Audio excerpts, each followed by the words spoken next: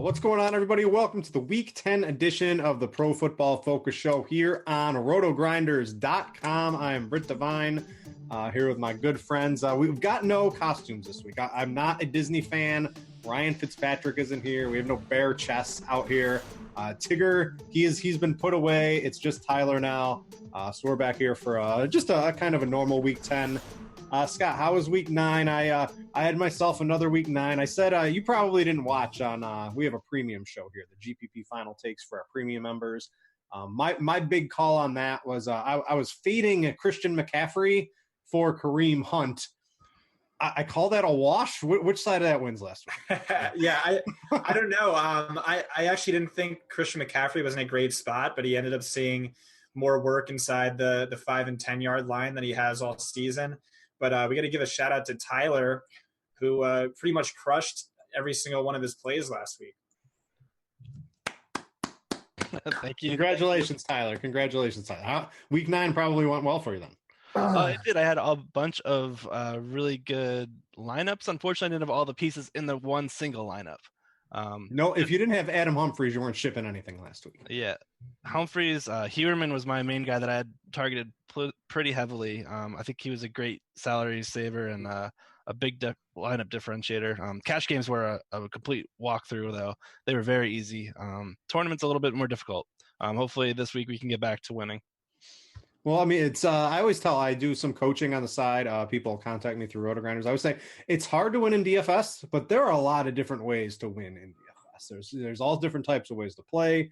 There's all different types of ways to win. There's all different types of contests. It's fun. It's fun to play DFS. So let's jump into this, and we're gonna switch it up a little bit today. So right before the show, Scott came to me and he said, "Britt, these duds." I wouldn't say we're mailing it in, but we're sick of talking about the duds. So we're going to kind of get a little bit more into some value plays this week. Plays we want to play, not plays we want to fade so much this week. So we're going to kind of do it on the fly. Let's see how this goes. Let's go to quarterback at first. Tyler, I'm going to start with you. We're going to go with our stud. There's really only one stud quarterback this week. It's Patrick Mahomes. He's up at the top. He's priced higher than everybody else. But it's how do you not play Patrick Mahomes? It's going up against Arizona. Are you worried at all that, man, they're just going to crush Arizona so much and they don't score a lot? Because if you tell me that, I think Patrick Mahomes already has 300 yards and 3 touchdowns in that way, and he's going to kind of come through for us anyway. Always tough to pay top dollar for quarterback, but, I mean, really hard to not play Patrick Mahomes in your tournament exposures. Yeah, I mean, I'm going to let Scott go a little bit more in depth on this one, but I think we can go back to his college days with that Texas Tech air raid where he's just used to throwing the ball the entire game, putting up 700-plus passing yards, 7 touchdowns. I'm going to keep going to Mahomes because Mahomes keeps scoring. They've put up 30-plus points in 8 of 9 games so far this season. I don't see that slowing down whatsoever this week here against the Cardinals. But a guy that I'm super interested in for tournaments is Phillip Rivers. Not your ideal a pay-up guy, but I think he's in a really good spot here, and I'm super into some Chargers stacks this week, given their 30-point total, which is the 3rd highest of the main slate. He's racked up over 24 DraftKings points in his previous matchup against Oakland. That was in Week 5, and he's historically dominated this Raiders defense. This year's defense remains a work in progress. They're allowing a league-high 9.1 yards per attempt, the 2nd highest QB rating against, and the 5th most DK points to the position. They've allowed 5 of their last 6 opponents to put up at least 20-plus DraftKings points against them, and their defensive line has the 3rd lowest pressure rate in the league by our metrics. I think it's going to be a cakewalk matchup here for him, and I just really like the idea of stacking Rivers with either Melvin Gordon and or Keenan Allen, who I think are both in potential blow-up spots this week. Not one, both. You got to stack them with both of them. Mix in some other guys. All you have to tell me, Tyler, Nick Mullins threw for like 3 touchdowns against the Raiders. I'm in on Phillip Rivers. Our projected ownership's up too, by the way. I'm looking at all the top guys: Mahomes, Rodgers, Breeze, Ryan, Goff, Brady. You know who's the lowest owned currently of all them? Phillip Rivers. So you're going to have yourself a nice little edge if that works out for you and the ownership kind of sticks.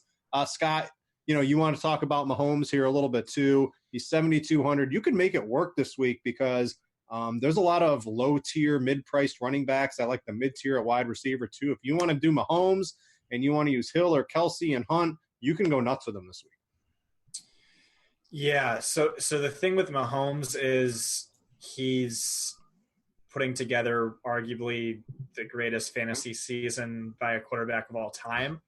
By my data, he's had the fourth toughest strength of schedule. He just came off of Cleveland, who up to that point was leading the league in opposing passer rating, schedule-adjusted fantasy points per game. Big games against Denver in Denver, Denver at home, against Jacksonville.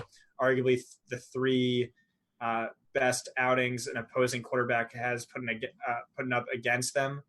And yeah, so he 16.5 point favorites. Is that a concern? I don't know. Vegas is saying they're going to put up 33 points either way, and that's 3 more than the next closest team. And Tyler said, yeah, Mahomes is just used to chucking at the ball, but so too is Andy Reid. And now over the past 2 seasons, when Kansas City has been leading by 20 or more points, 14 or more points, they still have a perfectly even pass to run ratio, which ranks second best to only the Packers over this span. So I think there's going to be plenty of opportunity for points. And I think he's worth paying up for. Yeah, if they win this game by 20-30, it's because Patrick Mahomes, he might not have 375 yards, but he'll probably hit the 300, toss 3 or 4 touchdowns on the way before the backups come in there. So I like Mahomes. You can actually make it work this week on DraftKings specifically. A couple of value plays. I like both of these calls, Tyler. You got Ryan Fitzpatrick. He's over on FanDuel. You've got him selected. I don't mind him on DraftKings at $5,900.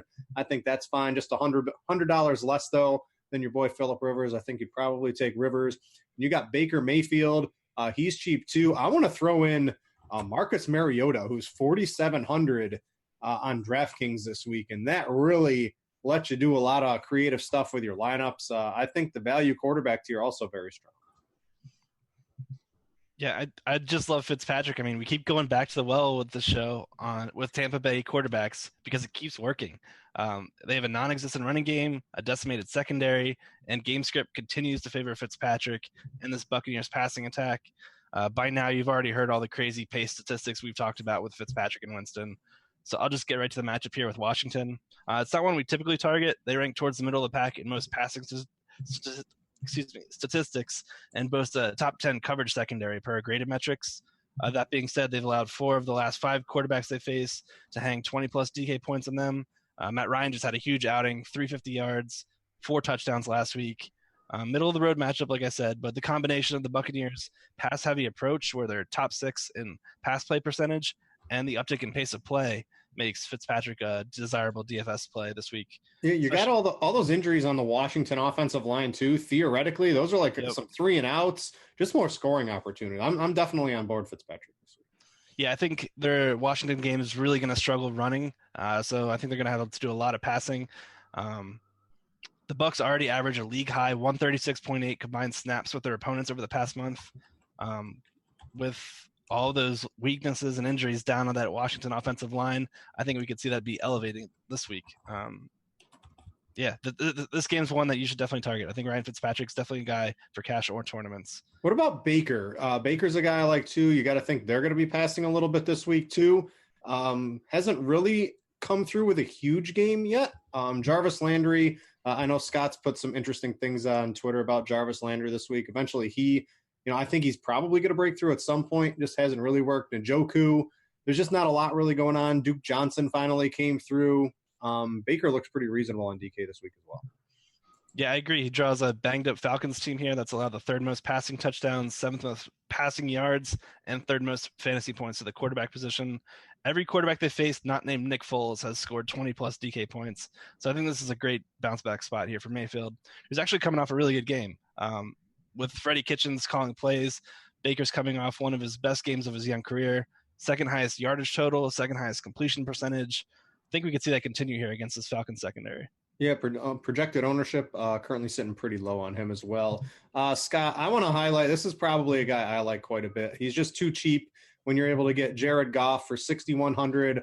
He's Mahomes on the West Coast, right? It's the best offense. Is it the Chiefs? Is it the Rams? I think it's kind of a toss-up. They're clearly the best two. You get him at $6,100. Gurley's not going to get all the touchdowns, and I know the Seattle defense, right, it looks good, Go look at their schedule and see who they faced. Other than Goff and Rivers, it's just complete trash of quarterbacks that they faced this year. I'm not buying the Seattle defense at all. I think Goff and the Rams kind of go nuts this week at home.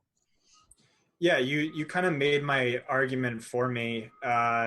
Great points. I actually think I like Ryan Fitzpatrick a little bit more.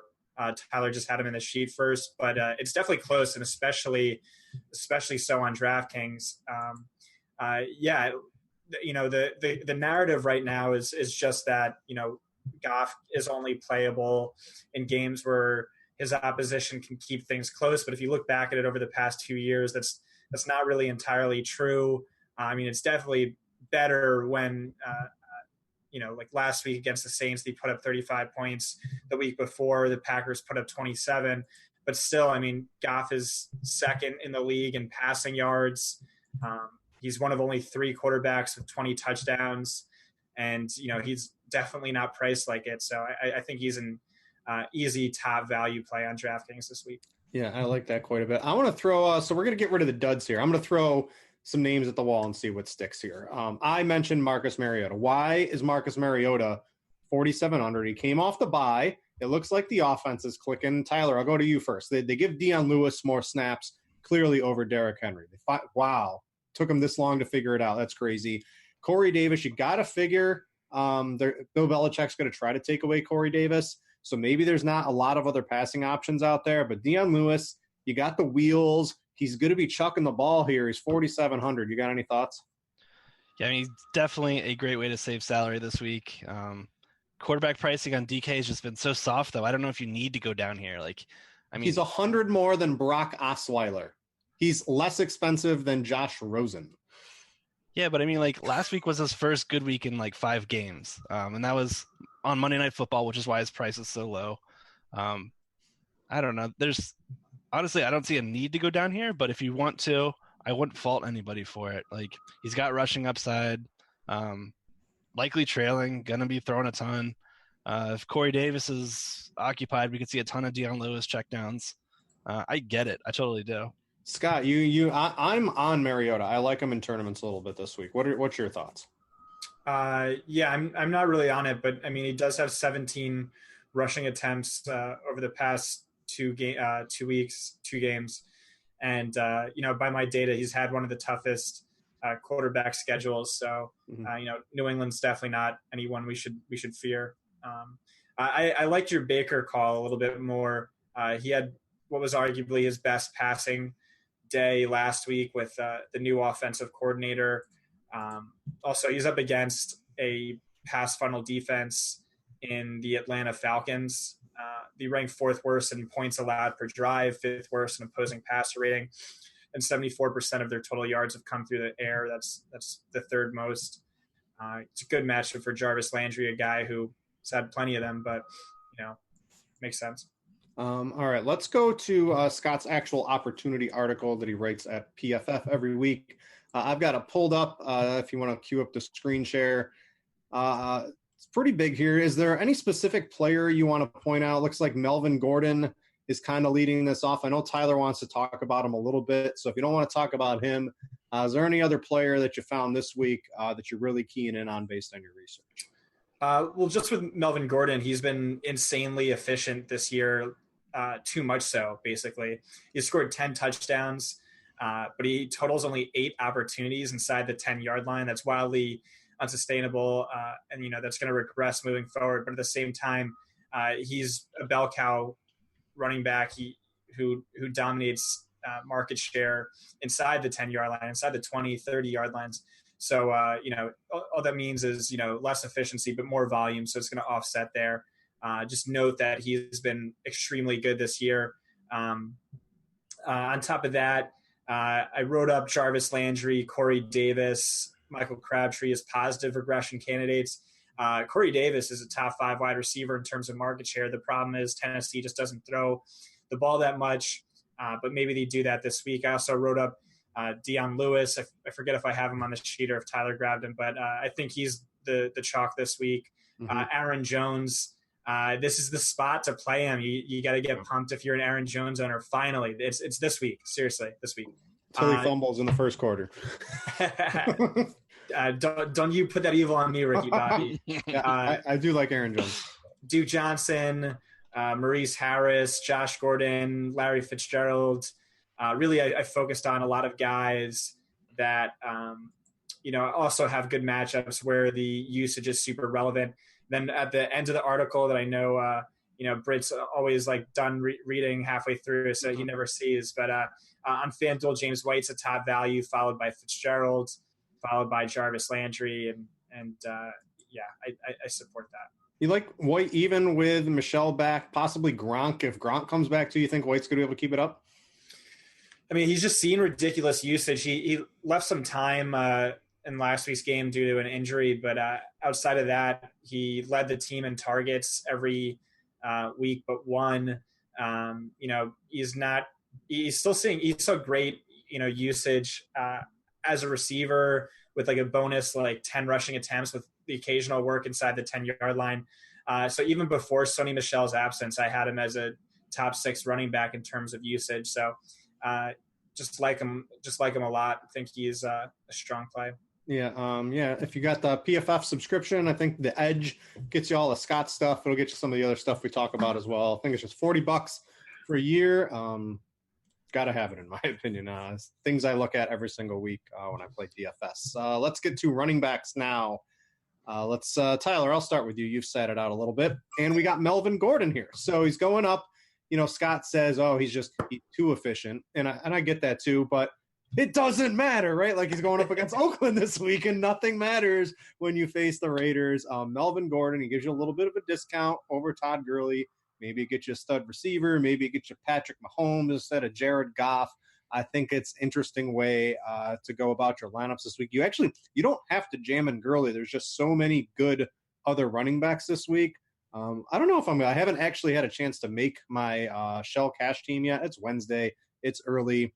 I probably change it up anyway. But Melvin Gordon looks like a pretty good shot to make it this week. Yeah, it's a really interesting week. There's a ton of really good teams on the slate, and there's 6 games slated for 50-plus points. I think if you can narrow in on which bell cow backs you think are going to hit that 25-plus, 30-point outcome, you could be on your way to a really good, profitable week. And honestly, I've started every week this year with Melvin Gordon in my cash lineup. It's been a very profitable one so far, and I'm going to keep doing it. He's an absolute must-play for me, given his touches, touchdown equity, and his role within this offense. And the Raiders matchup is just gravy. He's averaging nearly 22 opportunities per game. That's carries plus targets. Leads the Chargers in red zone targets and red zone carries. He's reached the end zone 10 times in 7 games. Oakland's allowing the most rushing yards per game. They've allowed 9 backs to eclipse 80-plus yards from scrimmage against them, including Gordon back in week 4, where he put up 22 DK points. They're 10-point favorites. I think we're going to see plenty of rushing, plenty of receiving production, and I'm going to have a lot of cash and tournament exposure here. Yeah, Raiders 25th in DVOA rush, dead last in DVOA against pass-catching running backs, and they also allow the 7th highest yards per attempt on pass routes to running backs, and Mullins can go nuts and put up a bajillion points. Call me crazy. The Chargers, they didn't charger themselves in a couple games earlier this year. They could be undefeated pretty easily, in my opinion. So I think they're a really good team. I like Melvin Gordon. $400 difference on DraftKings, Scott, over Todd Gurley. What say you? That's $400. I don't know if that's enough now that I look at it. I don't know. It's tough. Todd Gurley's only ever disappointed us once this season. 20 fantasy points. Ooh. Exactly. And I think that the best game of his career came against Seattle last year, right? But Oakland is just the premier run funnel in the NFL. They're giving up the most points per drive, and then 65% of their total yardage has come on the ground. That ranks 5th most. So that's really the defense you want to attack with the running game. But they also, are really bad through the air by opposing passer rating.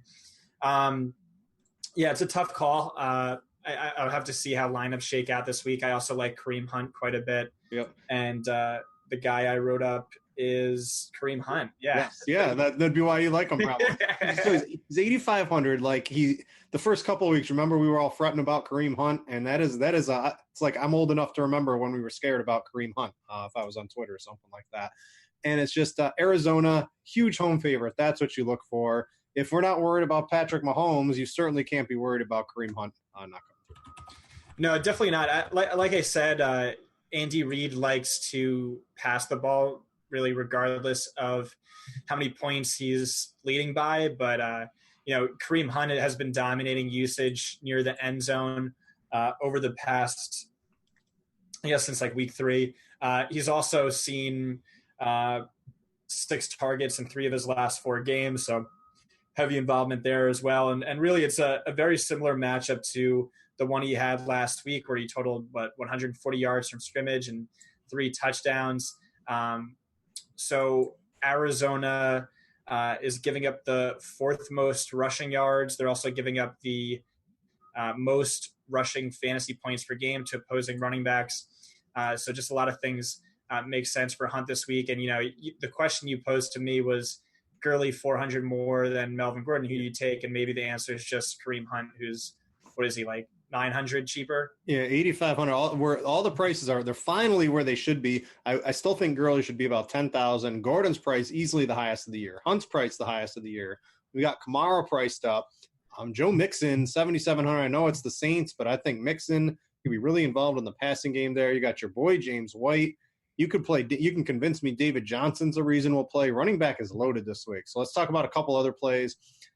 So Tyler, chasing in DFS. If we did we chased with Jermaine Kearse, and a couple weeks ago that did not work out for us. When you try to chase in DFS, sometimes it just doesn't work out. So we've got the nut matchup of all matchups for Duke Johnson. I don't think it's chasing. I don't think you think it's chasing. Simply because 4,800, the price, it just didn't adjust enough for the matchup, but the new coach, everything else that's new that's going on in Cleveland. Yeah, and you nailed it there. It's the salary that makes Duke such a strong play.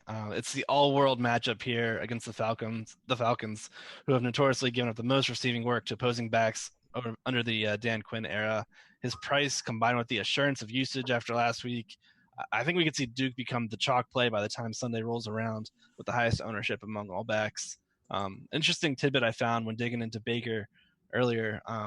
Baker Mayfield throws over a third of his dropbacks to the short right area of the field, like between 0 to 15 yards. By far, this is the most targeted area when dropping back to pass. The Falcons have given up the 3rd highest QB rating to targets in that area, a 110 QB rating. Both of Duke Johnson's touchdowns came from that area last week. And I'm going to call it again that Duke Johnson scores another touchdown from a short right outlet pass here again in week 10. Scott, pull up your little directional model you do with beers over there, and we'll see what pulls up on Duke Johnson. You on board with Duke Johnson here? I mean, you're paying 4,700 for a running back who got 1 carry last week. Things like that can be dangerous. Do you think, is he cash playable? I would much rather play Dion Lewis in a cash game, and I will also play both of them, Dion Lewis and Duke Johnson, on the same lineup in tournaments to kind of differentiate myself. Yeah, so he's absolutely in play. I don't think it's any coincidence that the week he saw his best usage was the week running backs coach Freddie Kitchens took over as offensive coordinator. Chiefs, they came into last week giving up the 2nd most receiving fantasy points per game to opposing running backs, and now he gets the Falcons, who ranked bottom 2 in each of the last 3 seasons. But yeah, Dion Lewis, I think, is the guy who's going to be the chalk. It wouldn't surprise me if Duke is right behind him.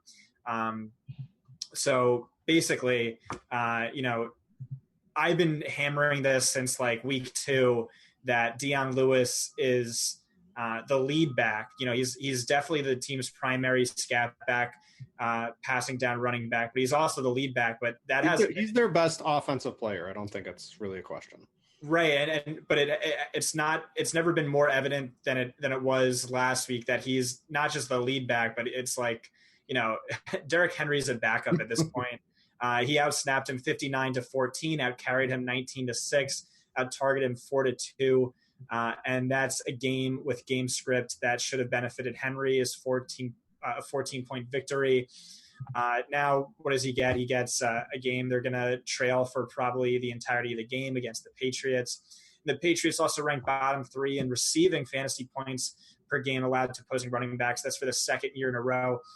So really matchup almost just as good as it is for Duke Johnson. Way more guaranteed volume, especially on the ground. Similar price tag. So, yeah, great play. Yeah, Deion Lewis, cash play, Duke Johnson to me, tournament play, do not play. I would not recommend playing Duke Johnson on your cash teams this early. I think he's a cash play. I like him. I would much rather play Deion Lewis. You forgot the most important part: revenge against Bill Belichick. Oh, right. I forgot it. That's the second time I have it written down, but I miss it. You're right. We'll talk about some other revenge at another position as well. Being a parent can be really challenging. It's normal to feel uncertain about whether you're doing the right things to raise healthy and happy children. That's why Child and Family Resource Network focuses on connecting pregnant parents and those with kids under the age of 5 with free support services to help them build confidence in their parenting journey. Everyone deserves to have someone they can turn to for support with parenting. Visit childandfamilyresourcenetwork.org today. Let's get to, I don't know, we covered our value players. There's a lot of other good running backs. I'm going to throw some names at the wall. Let's see here what sticks. I mentioned, enter Seattle running back, whether it's Chris Carson, Mike Davis. Anyone have a strong take on either one of them against the Rams? Davis, PPR running back out of nowhere last week. How about you, Tyler? Yeah, I mean, we saw Chris Carson was banged up with that hip injury. It returned last week. He was very questionable up until game time. They ended up pulling him early in the game. Mike Davis came in, took over. I think Mike Davis is squarely in play this week. Not a bad matchup here against the Rams, who we've had some success on running against. Insert Jets running back. Anyone have a strong take on Crowell or Elijah McGuire? Yeah, I think it's Crowell. I looked at usage when the game was within 3 points, and Crowell really dominated usage there. So even though Elijah saw more snaps, I think this week's game sets up better for Crowell. Scott, give me what you got on Aaron Jones. Yeah, so this is finally the week, I'm pretty sure. So we know he's one of the most efficient running backs in the league. Leads in yards per carry over the past 2 seasons, but he's finally seen good usage over the past 2 weeks. 60% of snaps, 67% of carries, 56% of the targets. That's despite poor game script in both games. They've only led on 15% of their plays over that span. That's with Ty Montgomery active for one of those weeks. Guess what happens this week? He's 10-point favorites, so good game script up against the Dolphins, who are giving up the most rushing yards to opposing running backs. Just a great spot. Try and play him. Tyler, I got one more name at running back. Mark Ingram. I think this game suits Mark Ingram a little bit better than last week's game, where it was Alvin Kamara show. Ingram, 4,500. I didn't play him too much last week. He is much more interesting to me this week. I went a full fade with him last week because I was all about the Kamara. This one, I don't know, man. His price is way too cheap here. I haven't really dug into Kamara. I'm a little bit behind on my research this week. With election day on yesterday, but you got to look into Ingram a bit more at this price. Yeah, 40. So what do you got, Scott? Yeah, so he jumped off the page to me because I know he exited last week's game with a forearm injury, but then I just looked into his snaps during the game and he missed 4 plays maybe. So it wasn't that. He's just seeing really disappointing usage. 1A Kamara, 1B him, but it's a pretty big gap at this point. Still, the matchup's great. I don't think if they wanted to give Kamara a little bit of a breather, I think they could. I think they absolutely smash in this game, and he's just way too cheap. So he's definitely in play in tournaments. Yeah, I'd much rather play the Deion Lewis, the Duke Johnson, but don't sleep on Ingram this week, in my opinion. Right. All right, before we get to running backs, let's talk about a couple other cool articles going on at Pro Football Focus. Tyler, I've got the snaps and pace article by Pat Thorman. A must read every week. We talk about it over and over again. What do we got going on in here? Looks like Pat has a couple of fun notes. The pace. I don't even know if pace can help Alex Smith and the Tampa Bay Buccaneers. I don't even know if those two forces combined are enough to make Alex Smith a play? Do you see anything in this game? Do you see any Redskins that are attractive in this game and from a DFS perspective? I'm all about your Fitzpatrick and all about the Buccaneers more so than I am the Redskins. Yeah, the one stat that Pat really had that highlighted out to me was that over the last month, the Buccaneers have the highest combined snaps with their opponents. So they're running a ton of plays with them and their opponents, mostly because the Buccaneers are being forced to pass so often. I think we're going to see Washington pass a ton as well because of that offensive line, like we mentioned earlier. I think we could see an elevated passing game here. The Tampa Bay Buccaneers are a team we've targeted with tight ends in the past. Maybe this is the week we start seeing Jordan Reed and Vernon Davis get more heavily involved. The matchup is right there for it. That's how I'm leaning with this. Yeah, Reed's interesting. So he suffered a setback. He was limited at practice. Jordan Reed, sit down. Vernon Davis, cheap tight end week. I need this to happen this week. So Jordan Reed, get hurt. That's cool. We know you were going to take a couple games off this year and get hurt. Let it be this week. I want to play Vernon Davis for cheap. What else? Let's scroll down to a couple of the games he's targeting for slow pace. He's got the Seahawks, Rams in here. You know the Seahawks. What do they want to do? They just want to run and run and run. I don't know if they're going to be able to this week. I actually like Russell Wilson. I think they're going to try to run a little bit, Tyler, but they're going to fall behind quickly. And I think even Pete Carroll knows when you're down 21-0, you can't just run the ball anymore. And you're going to have to let second half Russell Wilson, efficient Russell Wilson, healthy Russell Wilson go nuts. I don't know. Maybe I like Russell Wilson a little bit too much. No, I'm with you there. He's one of like the 5 quarterbacks I have currently in my player pool. I think he's a sneaky GPP option this week. Could be throwing a ton as they trail. We saw that he's having like some crazy historic touchdown pass percentage right now. I think it's going to continue here against the Rams. I mean, their secondary has been dreadful. We've seen big plays happen time and time again. Tyler Lockett's a guy that we could definitely dial up here. And I think David Moore is another guy who, I mean, he had 2 touchdowns 3 weeks ago, 1 touchdown the week before, and then he dropped 2 end zone targets last week. David Moore is a good punt play in my opinion, and a guy I think you could go to this week. Yeah, if you're just looking for some fun articles to read, you got to read Pat's article. If you don't have access to fancy algorithms and all these huge databases that crunch all these things for you together, you're more of a field player. This kind of helps you put it all together when you're making your lineups. So go check it out with the PFF Edge subscription.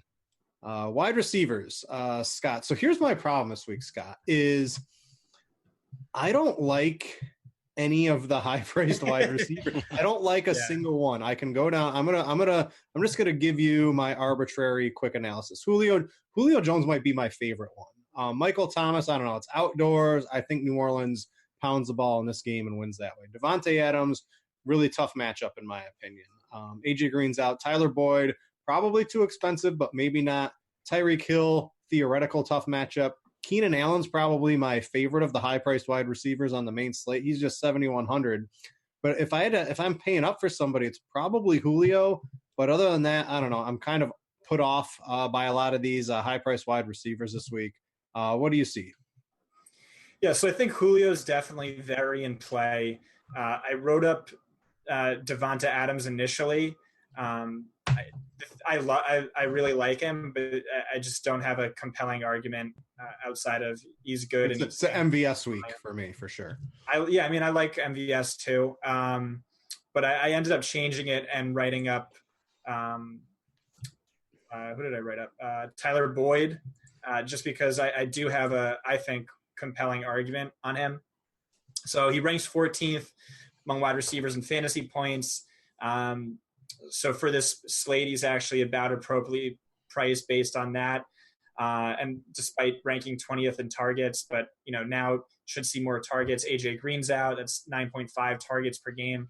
And typically when like a wide receiver 1's out, it doesn't necessarily mean we should be upgrading the wide receiver 2, because that could just mean more defensive pressure. But that's not the case here because Tyler Boyd runs 73% of his routes from the slot. This is a great slot matchup.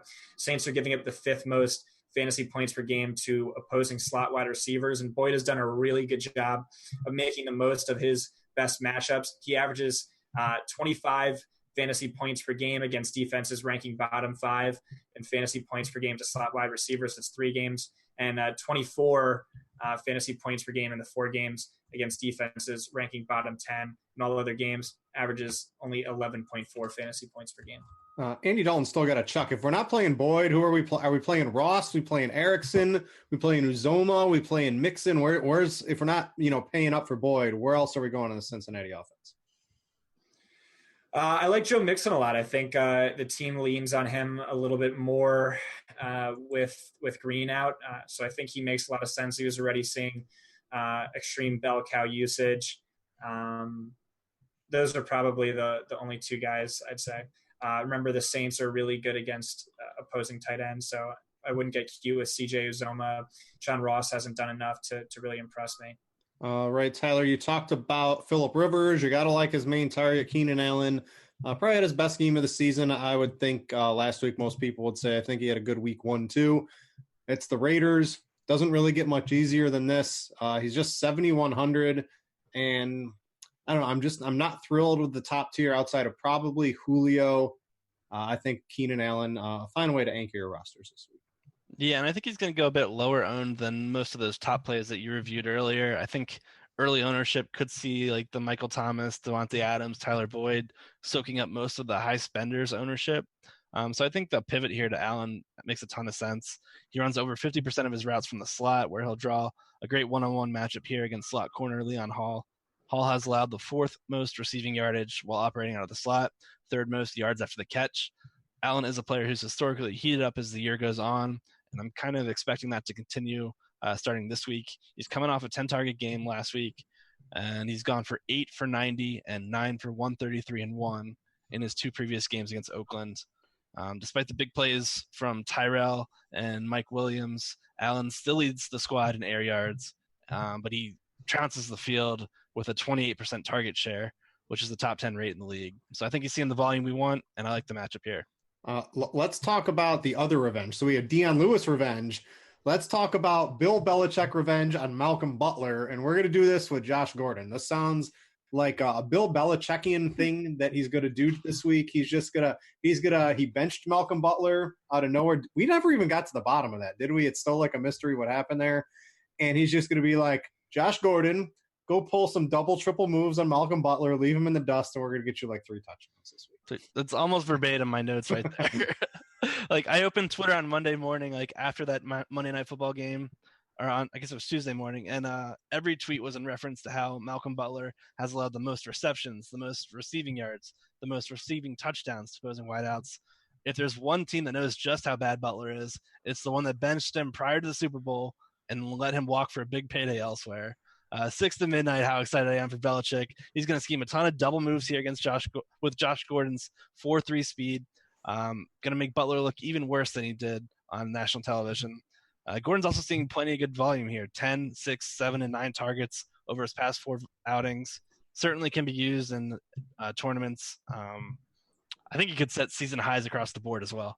Yeah, Gronk's not 100%. They're clear. I think they're really trying to limit him. Even if he plays, I don't really see Gronk being much of it in game plans throughout, unless they have like a really tough game or something like that. I think they can win this pretty easily. Butler, they're Titans 31st in DVOA against the team's number 1 wide receiver. And according to PFF grades, he's 98th out of 111 quarterbacks. That's probably doing him a little bit of a favor, grading him 98th out of 111 from what I saw in his last game. But yeah, Josh Gordon, 6,000. Just too cheap, the mid-tier. I like the mid-tier quite a bit, Scott. There's a couple other guys in here. You want to talk about Larry Fitzgerald. I love Larry Fitzgerald. You got Cooper Kupp.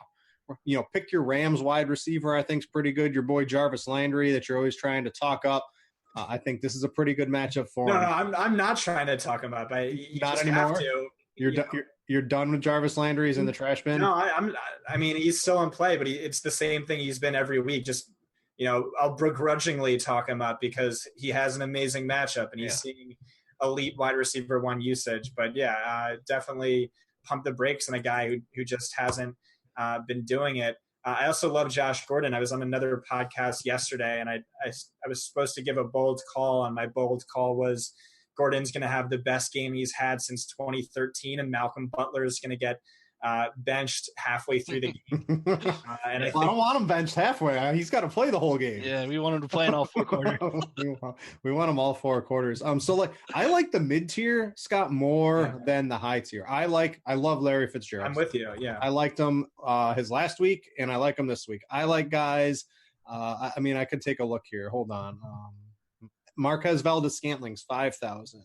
Yep. We've got I would have liked Doug Baldwin, but he had an issue today, so I'm going to pause on that and reevaluate that later in the week. Calvin Ridley's 5,900. I think that's interesting. You got your Rams receivers. This mid-tier is much more interesting to me than the top. Yeah, Corey's cheap. Sammy Watkins, well, he's kind of hurt now, but he's interesting if you think Patrick Peterson shadows Tyreek. The Detroit wide receivers, the Rams wide receivers, they're all still a little too cheap, I think.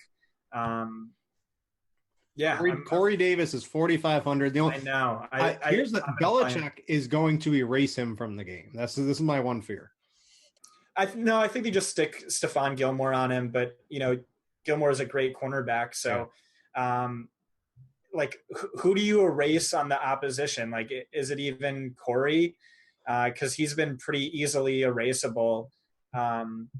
I don't know what New England does, but still at 4,500 based on the target market share he's seeing, you still need tournament exposure to him, and I'm going to have it. But yeah. Tyler, back to wide receiver, a couple value plays. This was a Scott play. Maurice Harris, right, Scott? We should have all done, instead of DJ Moore and Traquan Smith and Cortland Sutton, we all should have played Maurice Harris last week, right? And now are we chasing it? No, so definitely you shouldn't have played him last week, but he does make a lot of sense this week I'll let Tyler explain. Yeah, I mean, we want to target the slot against Tampa Bay. It's that simple. Yep. Harris is running 77% of his routes there. Slot cornerback MJ Stewart remains a player for us to go at each and every week. I think we're going to see a lot of short passing here with this offensive line in jeopardy. You got your boy David Moore down here, 3,900 as well. You can play him as a swerve off of that. I think there's some pretty good value plays. Anyone else have a couple other value plays out there? I see Tyler, you want to talk about Golden Tate on Yahoo? He's like $14 or something like that. He's dirt cheap over there. Like 14 or $16, something crazy cheap. He went for 8 catches, 132 yards, and 2 scores against Dallas in Week 4. Now he gets to play them 2 more times as an Eagle. I really like this matchup for Golden Tate on Yahoo. But he's off the main slate. That's the Sunday night football game. Another cheap guy, though, is Danny Amendola. I think they're going to be trailing a lot against the Packers. Really like to see him catch a lot of targets underneath. About the only guy can catch those Brock Osweiler ducks is Danny Amendola on his 5-yard route. Scott, I didn't give you any time to talk about Larry Fitzgerald. I love this matchup for him. The Cardinals are going to have to throw. He's the number 1 wide receiver again. He's healthy. He's off. Is he off a bye this week? Yep. I think so. Yeah, so he's off the bye. I mean, this is just going to be this is Larry Fitzgerald coming in, and looks like he's going to be Larry Fitzgerald for the rest of the season, close it out. Hope so. That's it? Yeah, man. I don't know what to say. He's just way too cheap on FanDuel. He's seeing so over the last 4 weeks of the season, he ranks 7th among wide receivers and expected fantasy points per game. Just way too cheap in a game. There's 16.5 point underdogs, and we'll need to go pass heavy.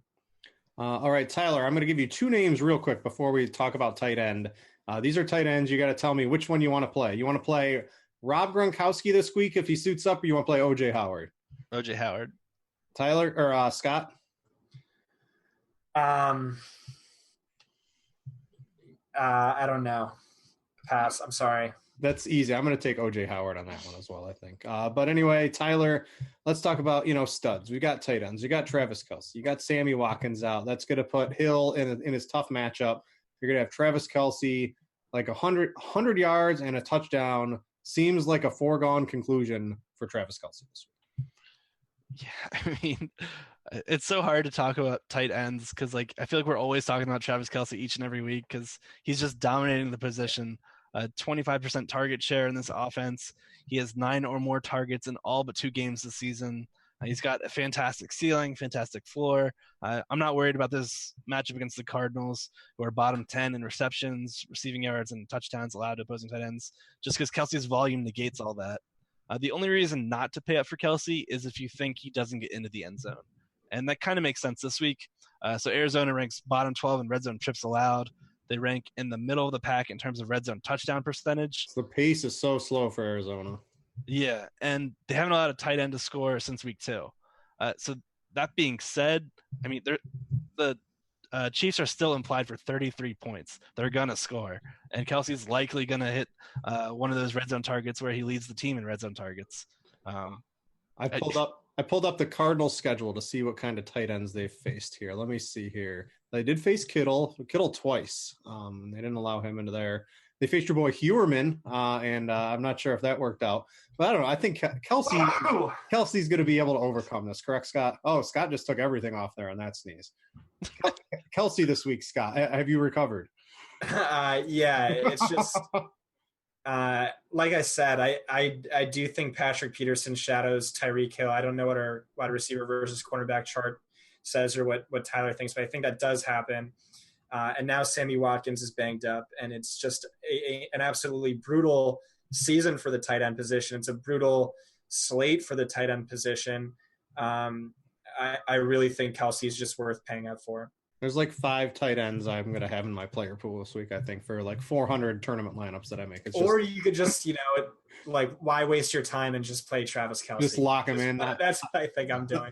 I don't know. That's when I play so many teams, I don't want to be that much, but I don't know. I don't know if he'll be he'll certainly be like a top 3 highest owned tight end, but it's really hard for me to pass on all those really good running backs. They're just so consistent. Anyway, Tyler, what do you got for some value? I'm looking at I think OJ Howard is fine. He's been doing pretty good. I don't mind Jimmy Graham. If Jordan Reed's out, Vernon Davis is going to be super chalky. I don't mind going back to Njoku. I think he's going to have a pretty good game here against Atlanta. And 4,200, I don't know. That seems pretty good. 4,200 for Njoku on DraftKings, that seems pretty good this week. Yeah, and he's just as good a bargain on FanDuel as well. Atlanta has allowed 60 yards and or a touchdown to 5 of their 8 opponents so far. Quality floor right there for cash games. Njoku trails only Kyle Rudolph on routes run. He's seeing an 18% target share, which is tied for top 6 in the league. As long as these sites keep pricing Njoku down, I think we can keep going back to him. He's got 100-yard, multi-touchdown upside like OJ Howard. He just hasn't seen it yet. Perhaps this matchup here with the Falcons is one where we finally get to see it. Scott, what else you got at the tight end position? Anything interesting for you? Just Chris Herndon's cheap. He's scored in 3 of the last 4 games. 7 and 4 targets, as well as 2 games with 2 targets. What are we making with the Jets? The quarterback change back to the old man here. Josh McCown. I don't know. Has that been confirmed? Oh yeah. I know he was hurt, but yeah, he's in like a boot. He's Darnold's out, so it's gonna be Josh McCown tossing the rock around. Potentially upgrade Robbie Anderson. They had a great rapport last season. That could have just been an offensive coordinator thing, but that's the only immediate reaction for me. Yeah, it's interesting. I don't know. That game was pretty garbage overall, but hey, Robbie Anderson, I think he won someone $1 million already this year. He might be able to do it again at low ownership. So I think that's going to about do it for this show. We've got the Roto World show coming up next. If you guys are looking for some football talk on a Wednesday night, or for all you people that listen on podcasts, tune into that Roto World show as well. Tyler, you got any final thoughts on the slate? I'll do another Hewerman call and go with Mike Gesicki this week. If you're going for the full you're really you're pushing your luck on that one. I am. This is gonna come back to bite me. This one for sure. Scott, you got a bold call. You already tried one with Josh Gordon on another podcast. Let's get another bold call here. Oh man, that's probably all I got. I'm not really a bold call guy. Sorry. All right. I'll have some exposure to Nick Mullins. I'll say that. Oh, wow. Yeah. Nick Mullins. Interesting. All right. We're going to get on out of here. Thanks to all you for watching and listening. That's Monday night. Yeah. No bold calls. Sorry, guys. On the Thursday night slate. Hey, people play the Thursday night slate. So we appreciate you guys listening and watching, however you take this in. We just want to say thanks from all of us here at RotoGrinders for tuning into all the shows. For Scott and Tyler over at Pro Football Focus, thanks to them for joining me. I'm Britt, and we out you guys.